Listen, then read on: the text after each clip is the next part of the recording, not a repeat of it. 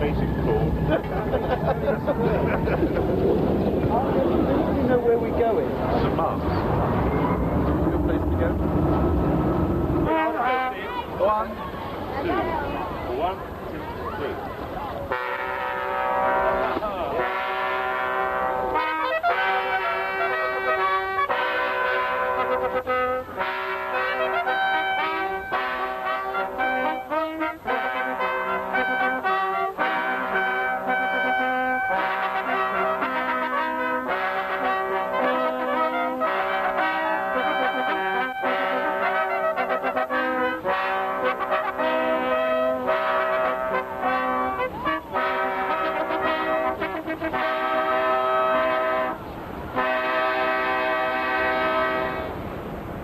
Venice, the most magical and miraculous city in the world.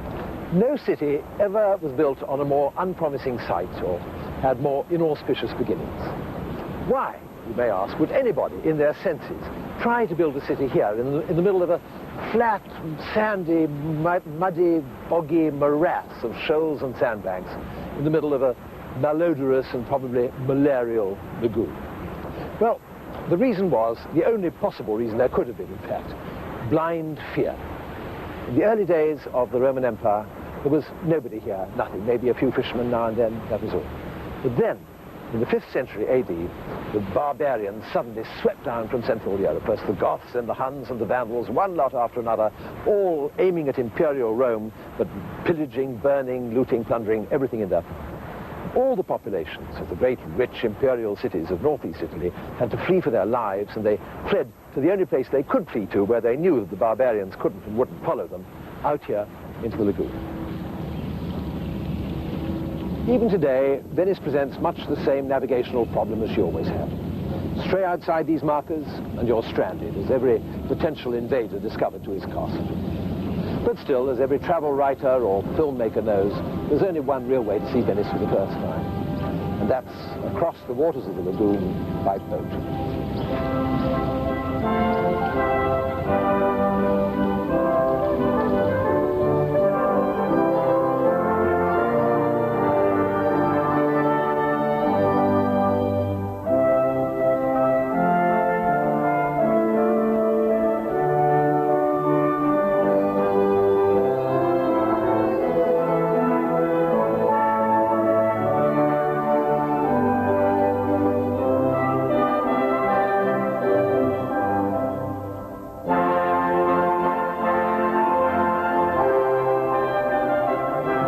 Serenissima constantly changes, as just about every romantic writer has pointed out. The colour of the stone changes, the colour of the water changes, although even the most devoted Venice lover would have to confess that it's a bit murky at best.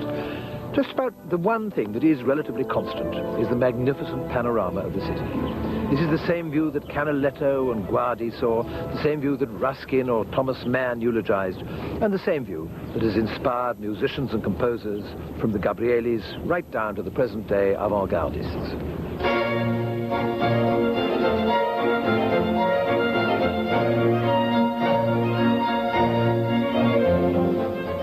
We all associate Venice with Vivaldi, but in fact, the city has had a continuous musical tradition from as long ago as the 16th century. And it's the composers who are going to provide the focus for our story of music in a city which, more than anywhere else, more than Salzburg, more even than Vienna, is the true epicenter of the development of Western classical music.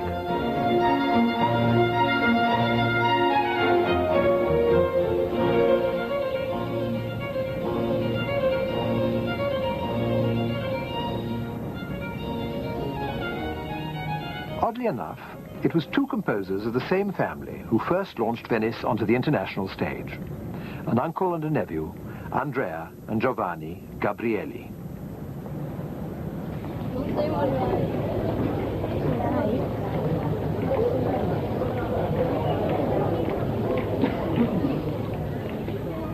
Andrea Gabrieli was born here in Cannaregio, one of the 6 districts into which Venice has been divided since the very earliest beginnings of her history. Nowadays, Cannaregio is rather a working-class area of the town, but whenever you least expect it, you suddenly find some magnificent, noble palace standing cheek by jowl with other, simpler, humbler homes. Just as Venice was divided into its 6 sestieri, so each sestieri was divided into the individual parishes. Every parish with its own parish church, of course, and each parish church surrounded by or faced by its own particular little square or campo. This particular campo is that of San Jeremiah, and the church of San Jeremiah here is of particular interest to us because it was here that the young Andrea Gabrieli had the post of organist. At that time, a very humble position which gave little indication or intimation of the grandeur and glory that was to come.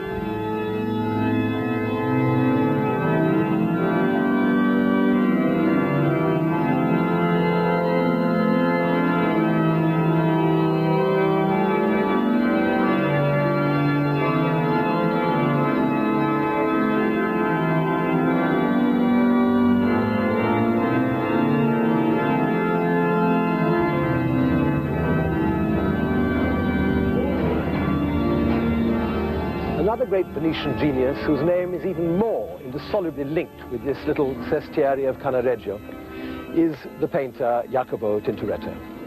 Tintoretto lived and worked his whole life long in a little Gothic palazzo on a small, unimportant side canal in the parish of the Madonna del Orto, a great church with just 100 yards or so away, which he attended regularly and for which he painted no less than 10 magnificent canvases, all of which are still in place.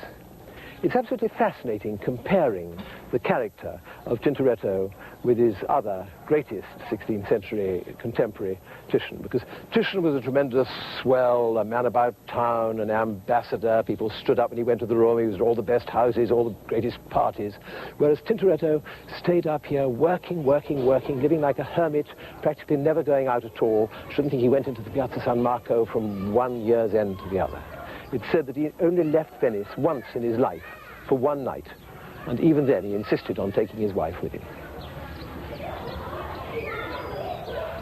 But there was no great market for music in Cannaregio, and when Giovanni was still a small child, Andrea went to work in Munich at the court of Duke Albrecht, which offered a far more sophisticated environment. The Duke was a passionate music lover, and when he travelled, which he did frequently, he took with him a few dozen musicians and several composers, among them Andrea.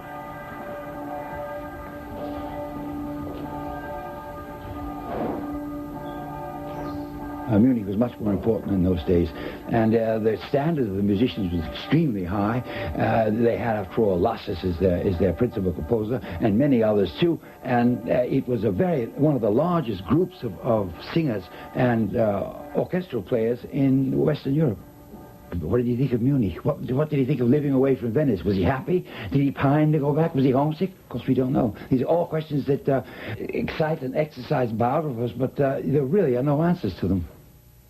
For a parish church organist, it was another world. Maybe it was the stimulation of working with other composers, but when Andrea returned to Venice, he almost immediately found himself one of the most published and popular composers of his time. He was employed as organist at St. Mark's, and with his financial and social position secured, he set about making his mark, both as a player and as a composer.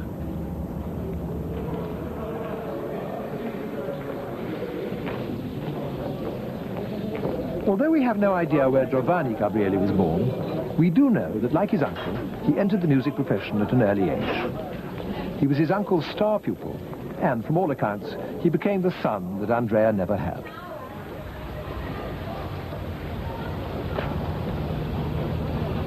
In the Gabrieli's time, the city would have looked more or less as it does now. Certainly, the views along the canals are hardly changed at all. Venice contains a total of 28 miles of canals, with a glorious Grand Canal winding through the city in an inverted S, dividing it into two.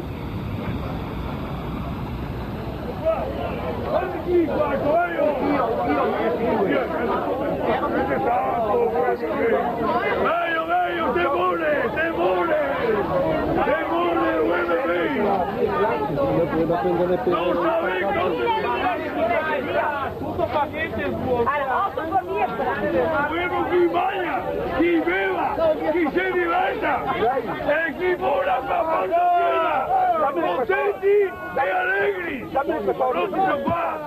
Dimora contenti e allegri! Chi mangia e chi beva! Quando siamo all'est, siamo all'ovest, siamo liberi! Liberi sempre! Eccolo qua! Quattro, hasta che termina! Assieme a volare! Assieme a volare! 4, 5, no, sono io terminato! 5, ma è così o no? Evviva l'Italia! Evviva il mondo! Evviva tutti! Ecco là! 2, 4, 5, 10 e da 7!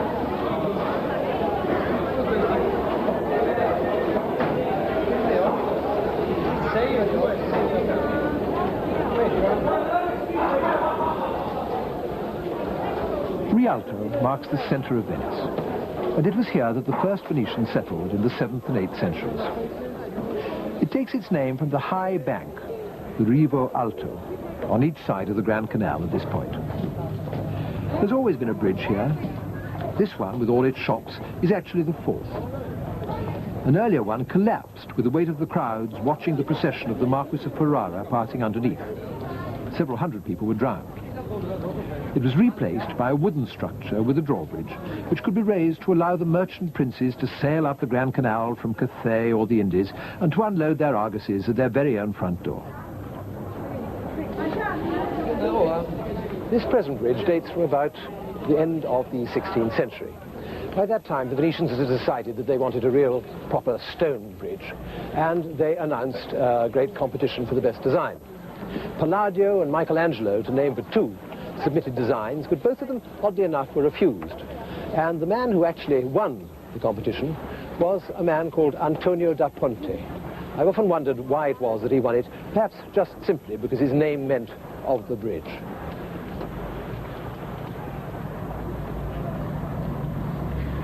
It was a busier city then, with a population of around 200,000, though it could fluctuate wildly when a single outbreak of the plague or cholera might wipe out up to 70,000 people. It's also been a sick lagoon too, with epidemics carried in with so much other cargo along the trade routes.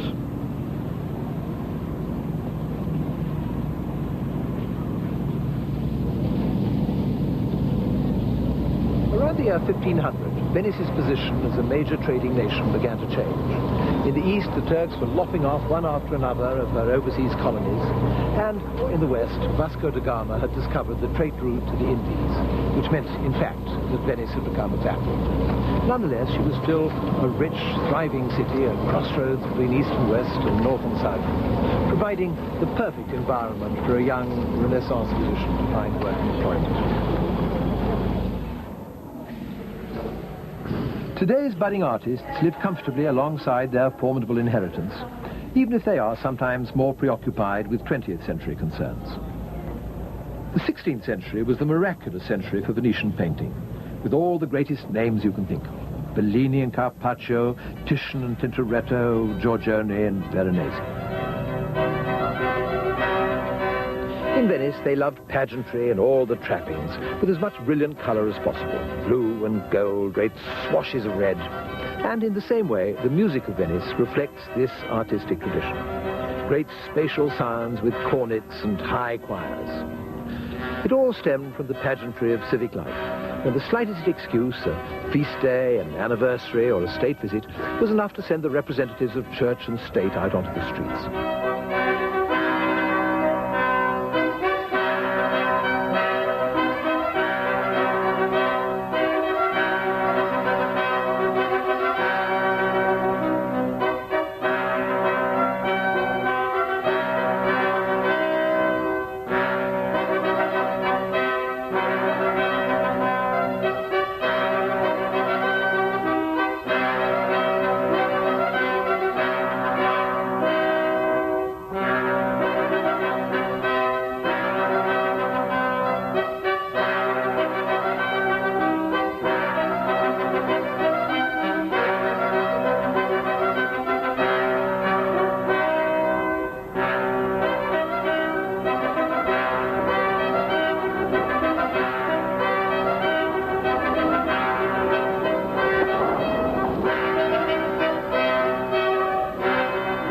Napoleon called the Piazza San Marco the greatest drawing room of Europe, and of course he was perfectly right. But it was also something a good deal more than that. In the days of the Republic, it was the scene of some of the grandest parades and processions known to Europe. One of the grandest and greatest of all was when a new Doge was elected, and he would be brought from his house. He would then have all his magnificent ducal robes put on him, and he would get into a curious sort of round sedan chair, where he would be carried shoulder high 3 times around this enormous piazza, while his assembled subjects cheered and received the enormous quantity of money which he was expected to scatter out to them as he was carried by. If he was a very rich Doge and a very generous Doge, he would do, and they would do, extremely well, and his popularity was assured. If, on the other hand, he was a poor or miserly one, then things weren't too good, and it was generally considered that his reign was extremely unpopular practically before it began. Although it was a position of great honor, it cost you money. You didn't earn by it at all. This extraordinary manuscript here lists the expenses that the Doge Marin Grimani had to fork out of his own pocket when he became the Doge. He paid out 1,413 ducats in fees, 163 ducats in wine, and 843 ducats in food. And here are some of the musicians' expenses. A group of 5 musicians from Padua. Their head was Anzolo from Padua, 15 lire. Then, contare a uno man dei suonatori quali fu mandato via. A group of musicians who were all sent away. Why were they sent away? They got paid just the same. The books are fascinating because they give you virtually the life of what it was. One of the, nothing musical, but most amusing, one of the entries was, so many ducats for Mr. So-and-so and his friends for staying on the roof of St. Mark's every night during Carnival. This is to prevent the merrymakers from climbing up and throwing garbage down on their neighbors. Oh, very nice. Grimani seems to have been a man who loved pomp and show. And the year after he became Doge, the choir of St. Mark's was almost doubled in size. The number of brass instruments was virtually doubled in size, and on the great holidays even more. And then, therefore, of course, that generated a whole repertoire of new music, because the old music was not on large enough scale to suit this kind of grandeur. The late period of Gabrieli, the forms are still the forms of the 1500s, of the early part of the century. But everything becomes theatrical because the number of royal trumpets that are blazing over the head of the Doge become doubled and tripled.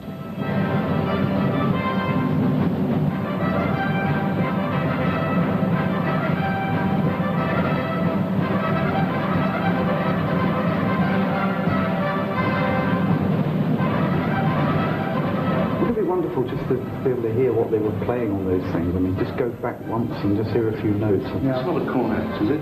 No, they're shawms. So there's piffery here, which are sort of reed instruments, shawms. But they're all very nonchalantly got their sort of one hand holding the trumpet, and then the little boy at the front's holding it with 2 hands, and then they've just got the other hand sort of hooked to the top of their belt. They haven't got any music there, have they? No, you're fine. No. You know, trumpet players were musically illiterate. Do you think they could be improvising? Who knows? I mean, wouldn't it be wonderful to hear it? If those trumpets are playing a drone, then these guys could be improvising. Well, I suppose with a little runner running in front, knocking your front teeth out, you couldn't do anything but improvise. It's a very good reason for improvising. Well, I think this was a tradition, having these 6 silver trumpets in Venice, so maybe they were very old, and they were great. The Doge's 6 silver trumpets was... Very old trumpet players. They certainly look sort of older than some of the other, contemporary other instruments. Yes. Mind you, with that amount of beard and moustache around, it's very hard to gauge the age, isn't it? You're not talking about the players, you're talking about the instruments.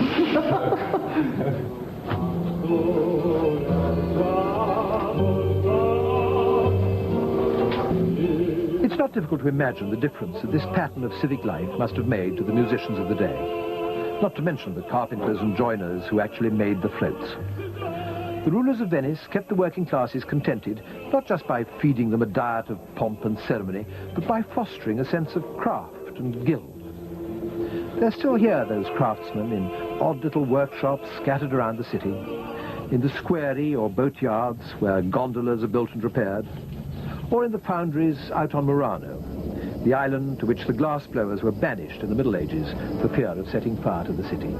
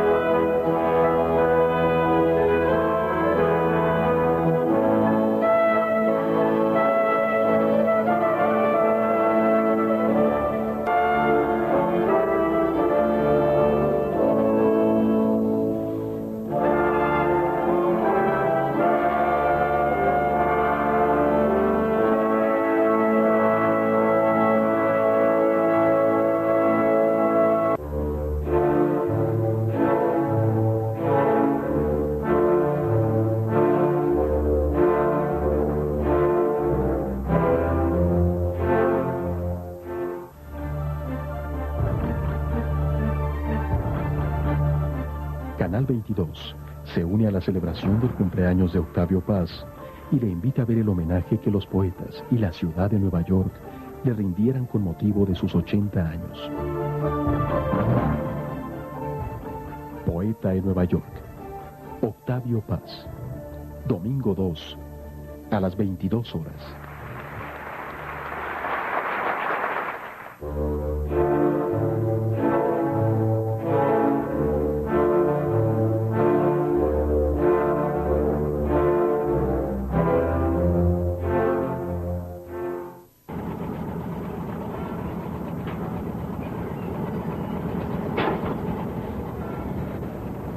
Throughout the 1,000 years of the Venetian Republic, Venice's cathedral was theoretically San Pietro di Castello. But in 828, when the body of St. Mark the Evangelist was brought to the city from Alexandria, the Venetians decided not to house it in San Pietro, since this would keep it too much under ecclesiastical control. Instead, they built a magnificent new church next to the Doge's palace. Although technically only the Doge's private chapel, from that moment on, St. Mark's, as it was called, became the focus of Venice's spiritual life. This magnificent basilica, with its individual shape and acoustic, did much to influence the development of Venetian church music in the 16th century. What Andrea and later his nephew Giovanni Gabrieli did was to conquer the sound of this great and venerable basilica. And one of the principal ways they did it was to use cori spezzati, divided choirs. They erected them on platforms, one there, and a third, let's say, up there. You can imagine the effect of this electrifying three choirs. Bam, bam, bing, bam, second choir, dam, bam, bam, bam, third choir, da, dam, dam, all three together. It was an absolutely overwhelming sound, and in fact you might call it the St. Mark's sound.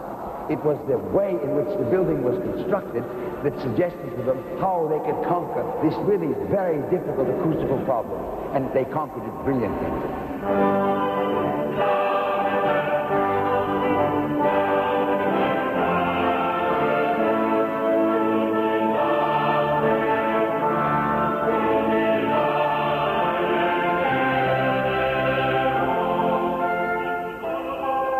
If you're going to import the newest contrapuntal faddish masses by the Flemish composers with their intricate harmonic strands, it would have got lost in a church like this.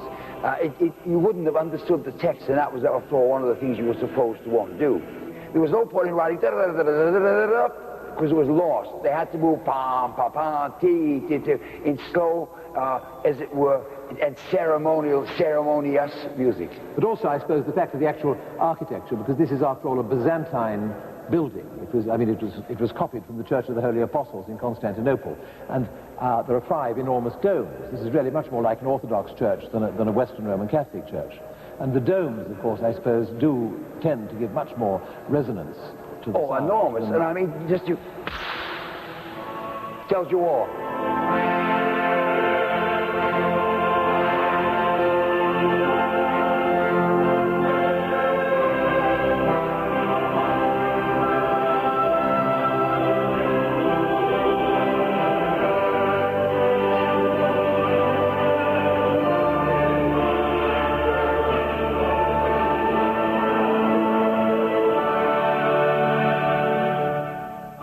Over the head of the Doge, on his side, was the choir with all of the trumpets, which signify royalty, if you will, or state. And in the other organ loft, over the head of the patriarch, there were the monks who sang the parts of the service that were left in Gregorian chant, and the organ which accompanied them. Therefore, you had a sonic representation of church and state equally to the right and the left, just as you had it visually with the patriarch and the Doge. An interesting point about St. Mark's is that it holds about 400 people comfortably, and that is the size of the Venetian government. That means that probably nobody ever went in but the government to hear those services.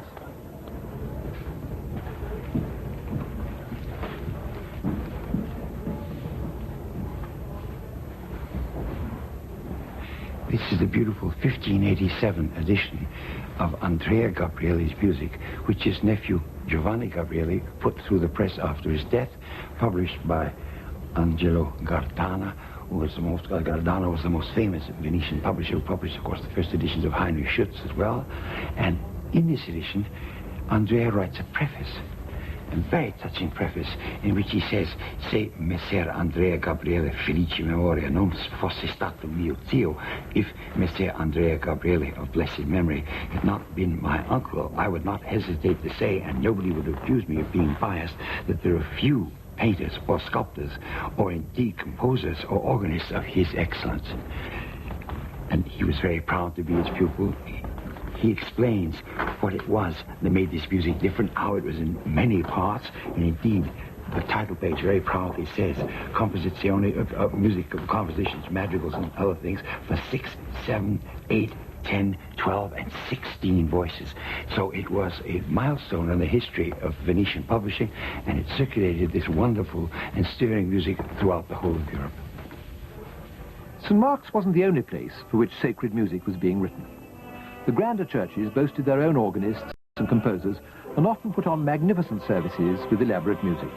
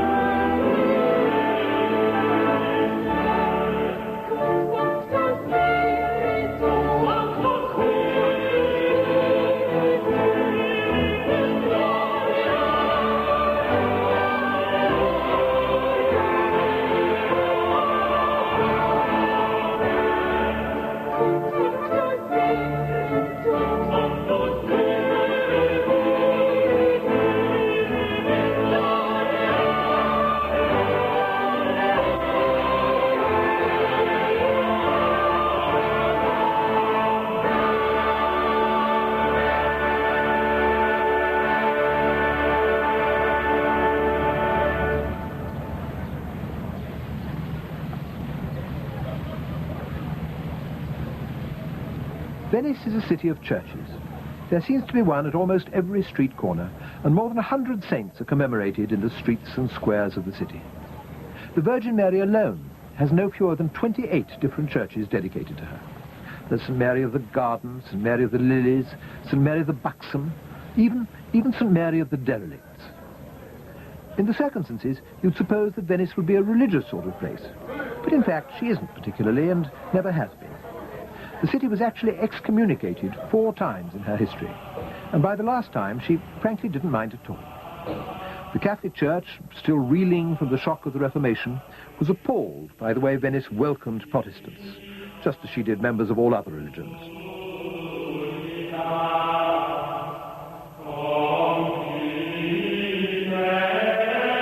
Avrete anche voi un ritorno, è un ritorno pieno di vita, un ritorno pieno di capacità creativa, un ritorno pieno di vitalità religiosa e anche sociale e anche politica. E così sarà. Not that the Catholic Church didn't have reformers of its own. In 1545, it actually convened a council at Trent in northern Italy to review the situation. One of the concerns of the Holy Fathers at the Council of Trent was the situation of church music. It had become debased, and it had particularly become debased by the introduction of secular and indeed lascivious melodies which had crept into the ordinary of the Mass. I'll give you one case in point. Here I have a 4-part secular piece by Jacobus Clemens non Papa with the text Entre vous filles de 15 ans, and that means between you girls of 15 years, and it goes on to talk of their jutting nipples, their laughing mouths, and their extravagant hairdos. And this is the melody. Entre vous filles de 15 ans. Shortly thereafter, Orlando di Lasso turns this into a mass for 5 voices, and the Kyrie eleison, Lord have mercy upon us, begins Kyrie eleison. So it was a mass based on this rather lascivious song, Entre vous filles. They rightly thought this really won't do. This doesn't belong in any church service, and they set about to establish a whole group of people who are going to abolish this kind of malpractice. The Council of Trent also prescribed a simpler form of church music in which the words could be more easily heard and understood. A model for this new style was a setting of the Mass by Palestrina, which was performed in several churches in Venice. Per questo sacrificio di riconciliarmi e godere per sempre della tua gloria in Cristo nostro Signore, per mezzo del quale tu, o Dio, doni al mondo ogni bene.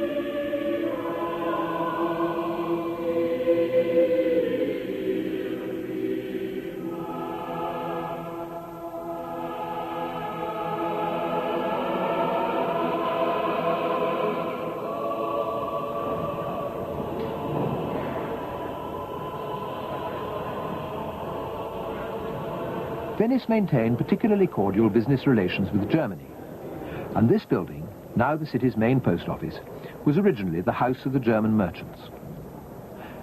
This link between the two countries was reinforced on a musical level when Andrea sent his nephew to study with Lassus at the Bavarian court in 1575. In so doing, he may inadvertently have saved the boy's life, because while Giovanni was in Munich, Venice succumbed to another outbreak of the plague.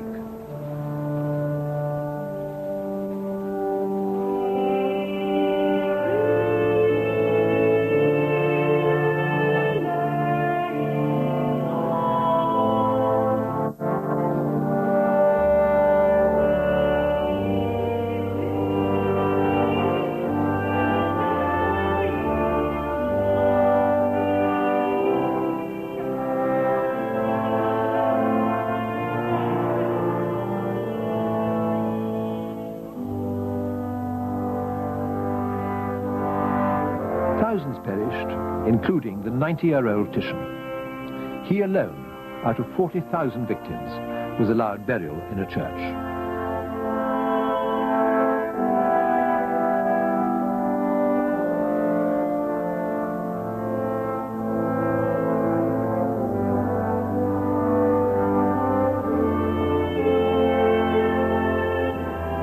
On his return from Germany, Giovanni, like Andrea before him, was projected into the limelight.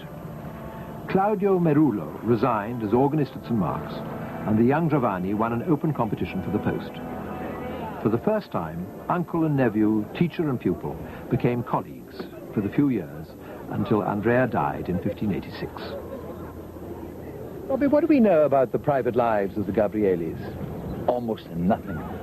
But this isn't so extraordinary. We don't know very much about people's private lives, except that they were very grand and famous and people wrote about them. But why would anybody in the 16th century have written about the Gabrielis? It would never have occurred to anybody to write about them. The only thing we have are descriptions of great ceremonial acts where the Gabrielis participated, ceremonies in which the public, including foreigners, were invited. As to what the Gabrielis did when they went home, nobody knows. But when they went off to Germany, what was the point of that? Well, the point of that was, obviously a good job, because the chapel in Munich was in those days far more important than the chapel in Venice. Both Gabrielis learned an enormous amount in Germany. A, how to organize a great big chapel. B, how to organize an international chapel. The best people, not Germans, anybody, whoever was the best was hired. And C, how to have it run by somebody who wasn't even a German. Orlando Lassus was Flemish, but they hired him because he was the best. And this certainly must have occurred to the Gabrielis, and later, of course, to Monteverdi, that when he was organizing his chapel in Venice, go for the best. Giovanni Gabrieli was also employed by the Scuola di San Rocco, one of the greatest of those scuole, which weren't schools at all, but part guilds, part religious institutions, which played such a large part in the cultural life of the city.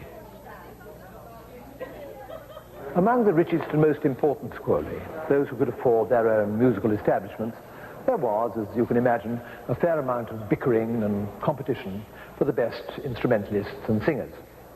Competition in which this present scuola, the Scuola of San Teodoro, seems almost invariably to have lost out. We know, for example, that in 1577 it lost 3 out of its 5 musicians in the course of a particularly virulent onset of the plague, and found it impossible to replace them because it simply didn't have enough money to do so. Even today, it still has trouble making ends meet because we see it's had to rent itself out as a sort of oriental emporium. Not that there's anything particularly un-Venetian about that, because of course an oriental emporium is exactly what Venice has been for the last 500 years or more. And even when economy and disease weren't contributing factors, the scuole frequently had some difficulty in keeping up the quotas of musicians, for reasons that haven't changed very much over the centuries: absenteeism and, I'm afraid, poor discipline on the part of the instrumentalists. The Scuola di San Rocco, on the other hand, always did particularly well financially because San Rocco was traditionally the patron saint of plague sufferers, and many a rich Venetian would give large sums of money to the Scuola in the hopes of buying immunity from the disease. In one of its most elaborate celebrations, in honor of the saint's name day, Giovanni Gabrieli wrote a piece of music requiring no less than 6 organs, each of which had to be ferried individually by gondola across the Grand Canal, together with a large number of musicians from St. Mark's, for whom, of course, in those days, just as today, there were plenty of opportunities for moonlighting. The music for the scuole was the higher end of the market. There was also a more popular style performed in the ridotti, the infamous gambling saloons, often by those charming courtesans for whom Venice was famous. Courtesans in 16th century Venice were not only celebrated and respected, but were, many of them, extremely cultivated girls with a considerable knowledge of art and literature and music. This book, Les Courtisanes de Venise, actually lists some 210 of them, giving their addresses, their specialities, and their prices, or as the compiler of this work prefers to call it, the sums of money to be paid by noblemen or others to enter their good graces. When the young German composer Heinrich Schütz arrived in Venice to study under Giovanni Gabrieli, he summed them up pretty well and actually immortalized them in a madrigal, which he called The Little Vipers.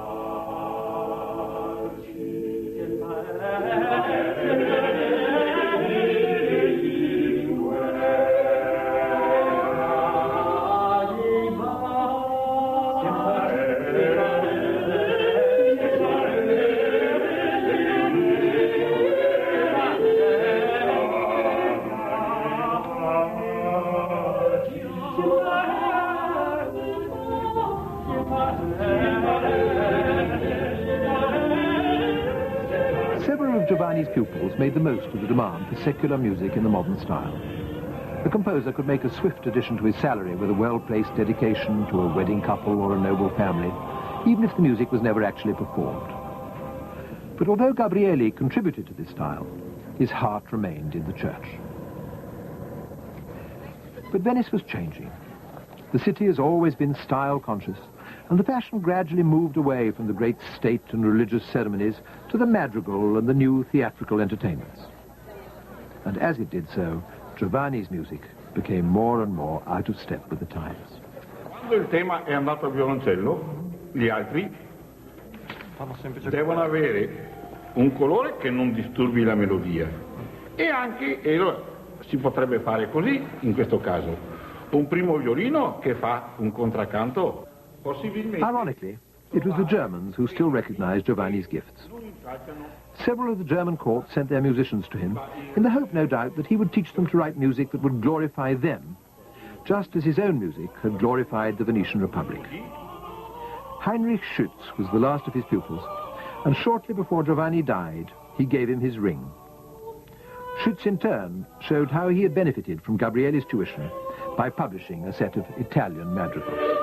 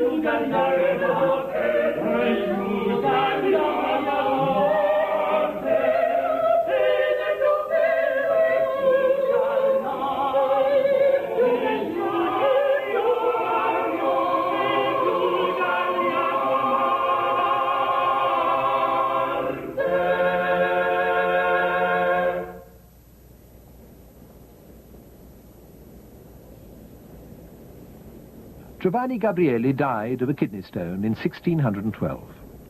He was buried in his parish church, Santo Stefano, where his confessor was one of the monks in the Augustinian monastery next door. Venice managed to forget him in a matter of months. His music wasn't performed in St. Mark's for over 400 years, and even the State Library doesn't possess a single sheet of his manuscripts. It was in Germany, where his life as a composer had begun, that his name was kept alive.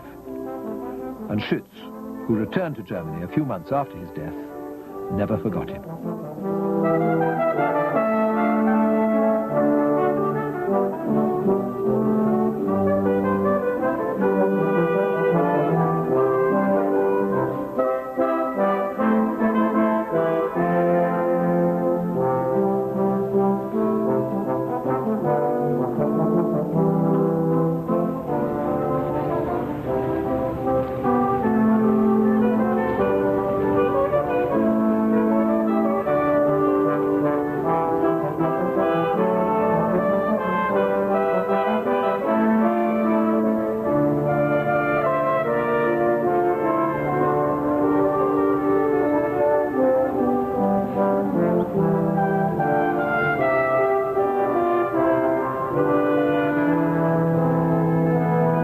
Chronicles, Venice is known as a city of music, and yet we know surprisingly little of the composers who lived and worked here in the 16th century and before. There's no known portrait of Andrea Gabrieli, no letters to him or from him, no manuscript music written in his hand. As for his nephew Giovanni, we don't even know whether he was happy or not, although we can perhaps hazard a guess that he derived some spiritual satisfaction from the marvelous music that he wrote in glorification of his God. But perhaps it doesn't really matter very much. The important thing is the music that they left behind them.